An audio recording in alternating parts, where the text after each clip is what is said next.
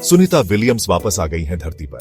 ये मशहूर एस्ट्रोनॉट 19 मार्च 2025 को वापस आई। 9 महीने वो अंतरिक्ष में एक मुश्किल मिशन पर थीं।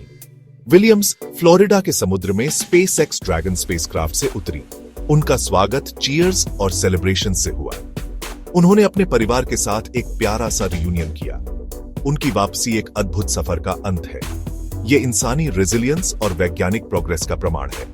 विलियम्स का मिशन चैलेंजेस से भरा था। टेक्निकल इश्यूज की वजह से उनकी स्पेस में रहने की अवधि बढ़ गई, लेकिन उनकी डेडिकेशन कभी कम नहीं हुई। उनकी कहानी दुनिया भर के एस्पायरिंग एस्ट्रोनॉट्स के लिए एक प्रेरणा है। सुनीता विलियम्स ने 5 जून 2024 को अपने मिशन पर शुरुआत की। उनके साथ बच विल्मोर भी थे, जो एक नासा एस्ट्रोनॉट हैं। उनका स्पेसक्राफ्ट बोइंग स्टारलाइनर था।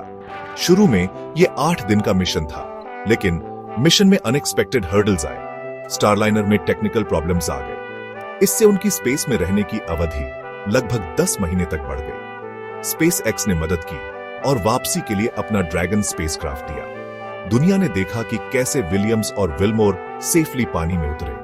भारतीय प्रधानमंत्री नरेंद्र मोदी ने अपनी खुशी जाहिर की। उन्होंने विलियम्स को करेज और डिटर्मिनेशन का प्रतीक बताया। उनका गुजरात का होम टाउन सेलिब्रेशन से भर गया। सोशल मीडिया पर एस्ट्रोनॉट की तारीफों की बाढ़ आ गई। विलियम्स के सफर ने दुनिया भर के लोगों का दिल जीत लिया।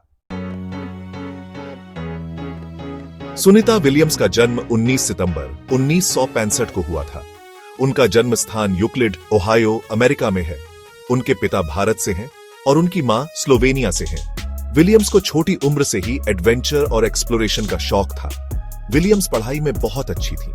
उन्होंने फिजिकल साइंस में डिग्री ली। बाद में उन्होंने इंजीनियरिंग मैनेजमेंट में मास्टर्स डिग्री ली।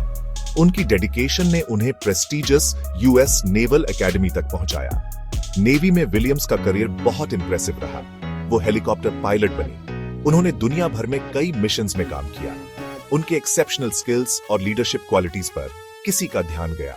1998 में विलियम्स को नासा के एस्ट्रोनॉट प्रोग्राम में चुना गया। धरती पर सुनीता विलियम्स की वापसी उनकी जिंदगी का एक नया चैप्टर है। अब वो रिकवरी और ग्रेविटी के साथ एडजस्ट करने पर ध्यान देंगी। उनका एक्सपीरियंस और एक्सपर्टीज वैज्ञानिक कम्युनिटी के लिए बहुत कीमती है। विलियम्स के फ्यूचर प्लान्स में अपना नॉलेज शेयर करना शामिल है। वो नेक्स्ट जनरेशन के एस्ट्रोनॉट्स को इंस्पायर करना चाहती हैं। आईएसआरओ के साथ उनके कोलैबोरेशन की संभावनाओं में भी लोगों की दिलचस्पी है। विलियम्स का सफर इंसानी एम्बिशन और परसिवरेंस की पावर को दिखाता है।